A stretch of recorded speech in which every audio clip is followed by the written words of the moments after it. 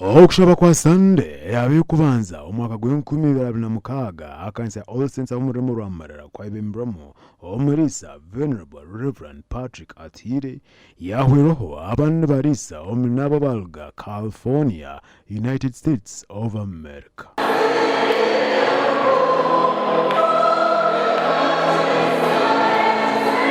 Twena hituri tushabe twebembeze Yesu ruhanga twase okuronda bebembezi abo ruhangarije kukoreramo okutwereza obusinje nk'abantu be umuyihangeri erya Uganda kandi nabwo nkekanusa nabwo guno mwaka oguturukuza kwanturonde nchikwensa ezo buleberezi bwitu bwankore ahabwa synodage ya 27 Bora kwa korwa Reverend Onesimus Tayebwa kurwa California, USA yashaba bazire okumanya babana babo barukora bane mice kuguma binombero gwabo nko kubazirwe bareke kureta ibintu biri exaggerated kubitambero gwabo nkeno no zikabande ingwa zikarenga atakubasa no kugire cyayikorera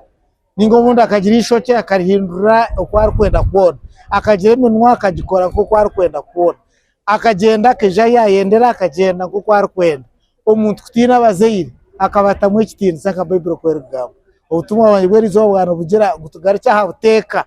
omuganda eminyeto runana binamushanju batunitse bakufurmansiyo arubinde Catholic Church Parish omurimbarara Archdiocese ubaka bado bahalingashi echeje soninga sechpratno mujenge mpratire hanga manisha karamente mwatunga mugume mwete mutumo kwera tumurashobewe kweto munokora echedini erukwichereza munokuma mugerezia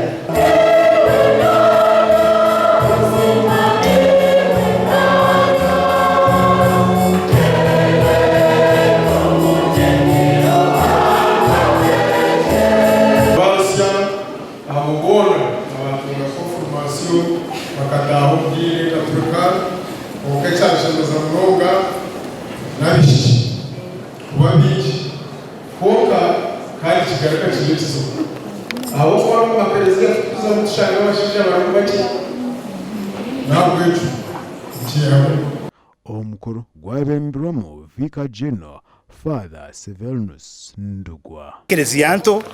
itwini mamasiko minje munonga kandi twesiga